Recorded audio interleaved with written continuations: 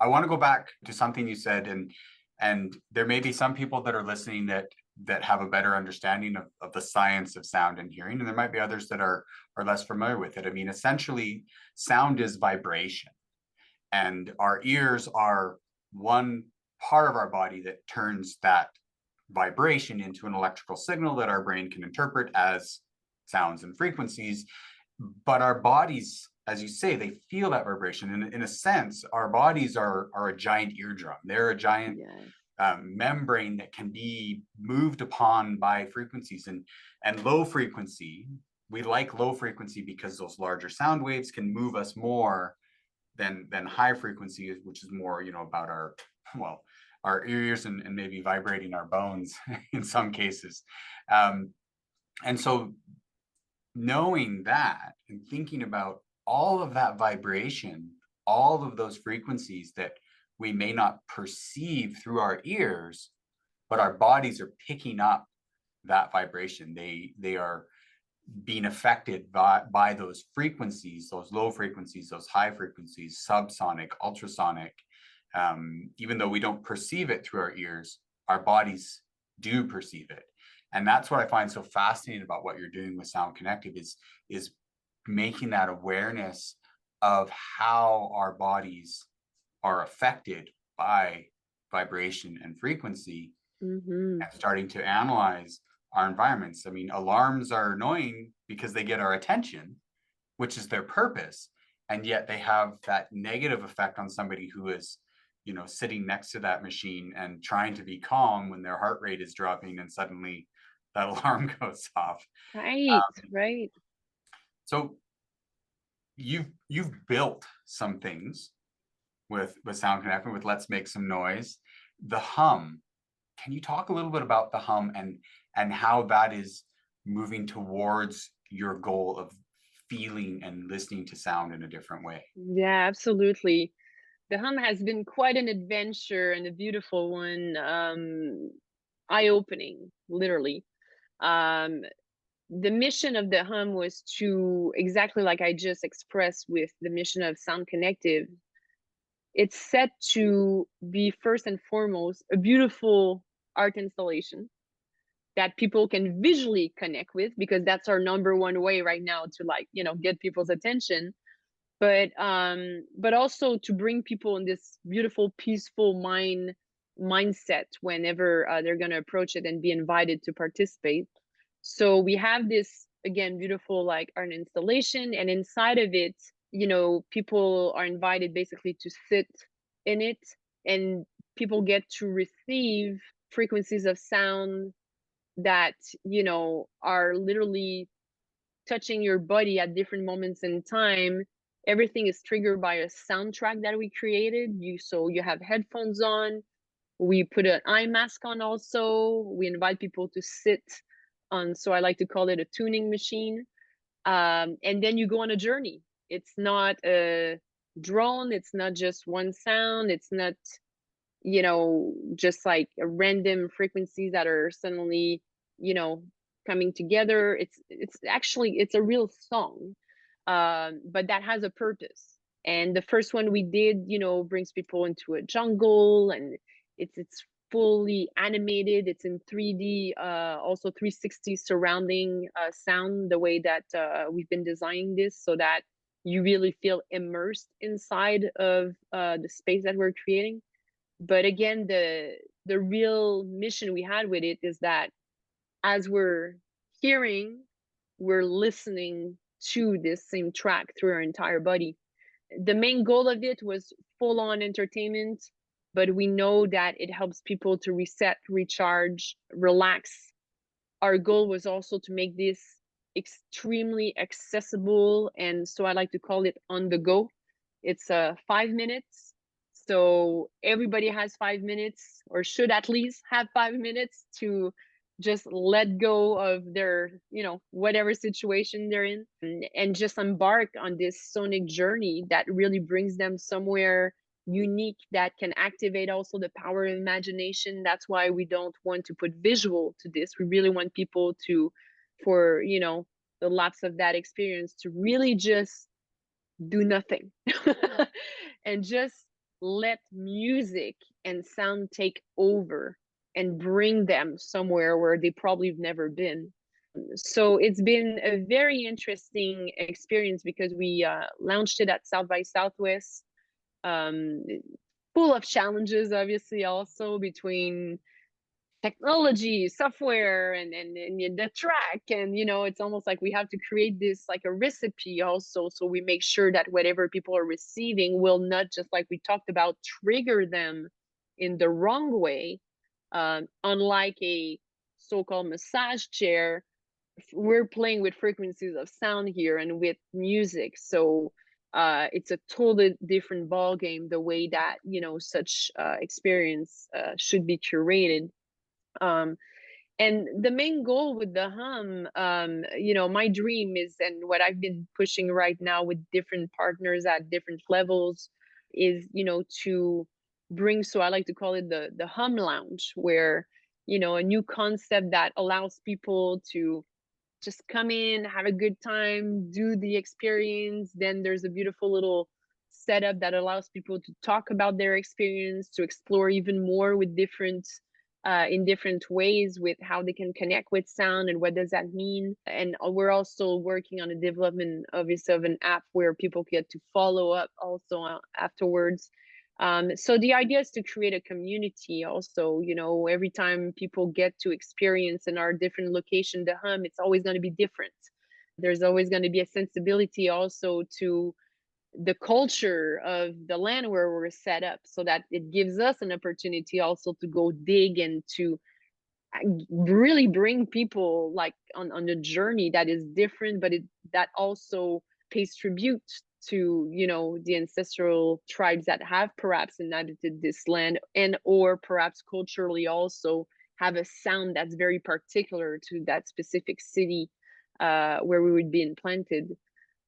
So there's a lot to it. It's definitely been like I said, a beautiful journey that allowed me to talk to people I never thought I would even talk to. So I'm very, very pleased about that, because it's only helping the process to be looked like as being an important experience to implant into our world. But also, again, what's really important to me is that everybody feels invited and that this is for them. It doesn't, you really do not need to be inclined in more of the spiritual world and or be super adept of like sound and understand all the technique. It's really just about letting go and letting it do it what it has to do. And then we love to ask people how they feel afterwards, and it's unbelievable where some people go. Like, not a jealous person, but sometimes I am when they tell me what happened to them, because it's very, very powerful. It's like,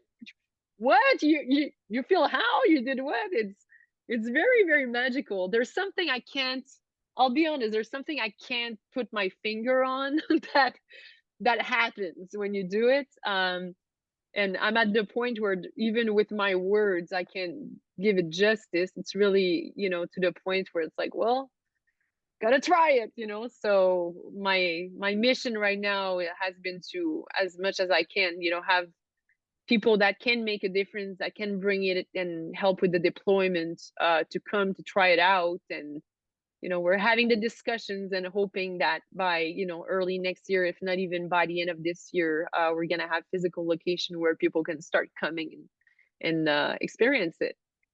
That's very exciting, because I imagine there's going to be a lot of people that hear this and they're like, I want that experience. I want I to know. see what that's like. Because as you say, you can't describe it in words. It's one of those Yeah. things that you have to feel it. And so there's a couple of things that I'd like to explore there. So going back to some comments you made earlier about meeting people in different communities that are Mm. D-deaf or hearing impaired, who are still making music and using sound in that way, that idea of feeling the sound, um, how has that influenced, or what role has that played in this conversation that you're bringing forward with Sound Connective and with something like the hum, that for the non-hearing community, or for those who don't hear the same, how is that coming together? uh, it's everything. I mean, for me, at my core as a human, and also as the founder of this company, um I think if I hadn't met Dame Evelyn Glennie, I'm not sure that we would be talking today. um I think that the celebration of how sound can be received through the body, not the celebration, but I would mean, I think we never took a moment to really understand what it means to connect properly with sound through our entire body. And musicians or non-musician in the DDF hard of hearing community, um to me, have been pioneers in leveraging how we should connect with the multi dimensions of sound. We have so much to learn, and I feel extremely grateful that I was received with open arms, by specific people in the community and beyond. And I'm looking forward to even wanting more and more of that input as we keep building, as we keep developing other products as well. And it goes for everyone. Like, I think this is definitely the definition of a product and a mission where it's not about checking the box. It's it. it's everybody, it's every culture, it's every possible shape, form, uh sexual orientation, I mean, you name it. Like, it's really about being human.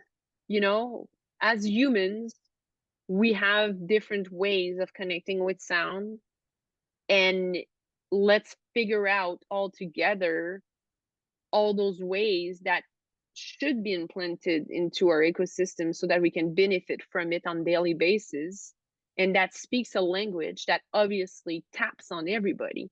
That is the product. So there's not a product that is different for a specific type of human. Everybody gets to be embedded into this same target audience. And that is really, it's not that it's important, it's that the project, the company, and the hum and all the other beautiful product we're hoping to push to the market, there's no chance of success if it's done in any other ways. Yeah, yeah. So much of the commercial audio world has been around stereo, 5.1, 7.1, Atmos, these hearing based formats, these ways of encoding sound and creating spatialization, 3D sound.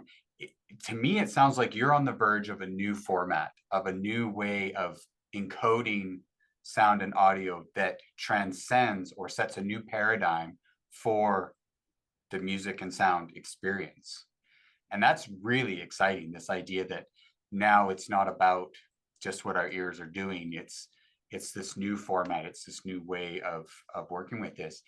What was the experience like composing that first piece for the hum and crafting that experience? Oh, I mean, wow, it was the word intense has to be said.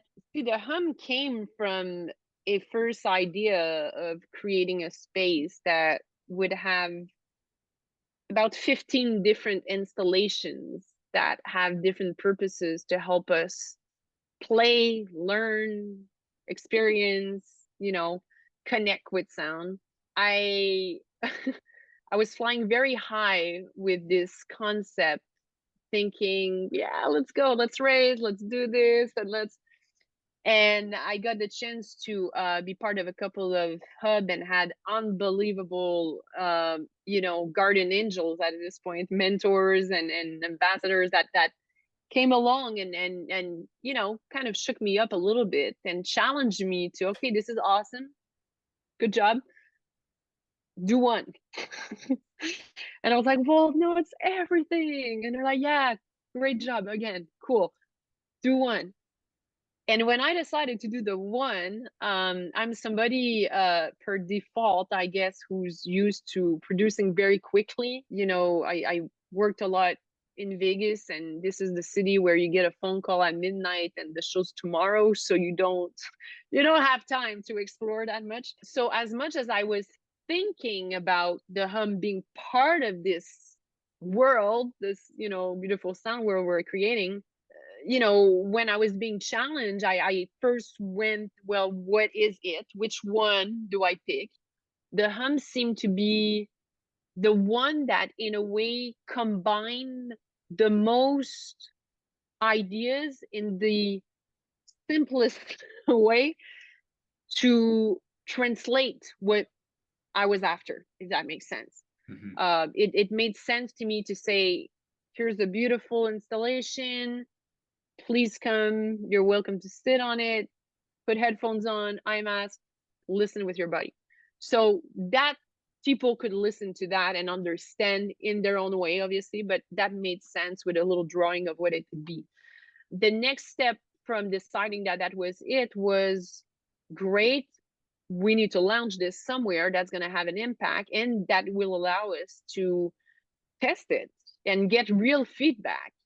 So at that time we were still in that, COVID, no COVID, God knows what's happening with the world. My gut was telling me we had to launch at South by Southwest for X reason, because I had never been, but I knew about it. It felt right that the eclectic nature of South by Southwest would be the right type of audience where this should be brought to. So I was on the wait to see if they were even gonna have South by Southwest. So that got confirmed by January. And then I had from January till March to just put the key in the engine and say, we're doing this. So I think, thank God, with my background and all, I had met so many people that there was one specific collaborator I wanted to bring on board that I thought could be a good person to play ping pong with. There had been still development at high level of what this could be and do, but again, it was more of a drawing than a CAD, and there was no tech thought of. So the long story short is that in 5 weeks, including 2 where I got I got inflammation of the brain thanks to COVID. We ended up pushing this through. I remember one of my, colleague was, she had worked with Disney at high level as a producer and all. She's like, okay, well, we need a shop. We need to create this beautiful installation. And I think we called 50 and everybody was like, you guys are crazy. Like, there's no time. Like, we would need a minimum of 6 to maybe 9 months to do this. We need to, like, do some R&D also on the side. We need this and that and that. So we couldn't find a shop to help us create it. The technology, to me, I'm as funny as it is, I'm the type of person, if there's 2 remote controls to open a TV, I panic. So I can explain what my vision is, but I was definitely not gonna be the one who was gonna go out and start wiring this. So it I mean, I don't know, there was a lot of miracles that just happened, I guess. We were able to push it through. We found this one shop that just went with it, but even they couldn't confirm if it was going to get on time or not. Inserting everything with the technology, creating the track, the storyline of the track was important to me as well. I really wanted this to be there's a beginning, there's an emotional arc, and there's an end. And at the end, there's a payoff. What is it? So we juggled a lot. We did a lot of tests. I learned that one can overdose on frequencies as I was testing a lot of ideas. At least I survived, so that's a good news. Yeah. You don't die from it. But there was a lot of we just went full out, literally full out. And once we presented it at South by Southwest, I ended up being like, kind of a vegetable, looking at people passing through. And thank God I had this unbelievable team that even my team, when we all put people together, they're like, okay, so what do we do? I was like, we just do it. We just figure it out as we, we're welcoming the guests, we're doing the best possible experience as possible. The good news is that we all come from entertainment, so this curation of how to bring people, how to make them feel, I knew that I was, 100% covered by the awesome team that I had. But then still, was the experience going to be well received or not was the real question. And it blew our mind. Like, it was really unbelievable how far it brought people, how even in the context of having those neon lights from a trade show on it, and the noise of all the trade show and people going around, people were still able to get into their world and to live this. And there was beautiful encounter, that came along thanks to that, where I mean, would I, knowing what I know, would I go back and do it again? Probably, because I know how important it was, but it was probably one of the hardest thing I ever done in my life, obviously. It let me take that back. It was the hardest thing I ever done in my life.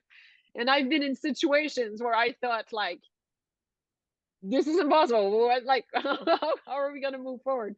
Um, so it's just the will, when they say there's a will, there's a way. And then I believe that, yeah, even when I produce show, I always say at one point there's so much you can do, and you have to kind of back up and just trust that something will help or make this work.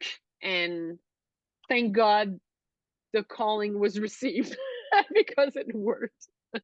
Now that's an incredible story. I think that, I mean, on so many different levels, it's an inspirational story of persevering and pushing through Mm, in that seemingly impossible situation, but an incredible story of bringing a concept to actuality, to actuating on an idea. Um,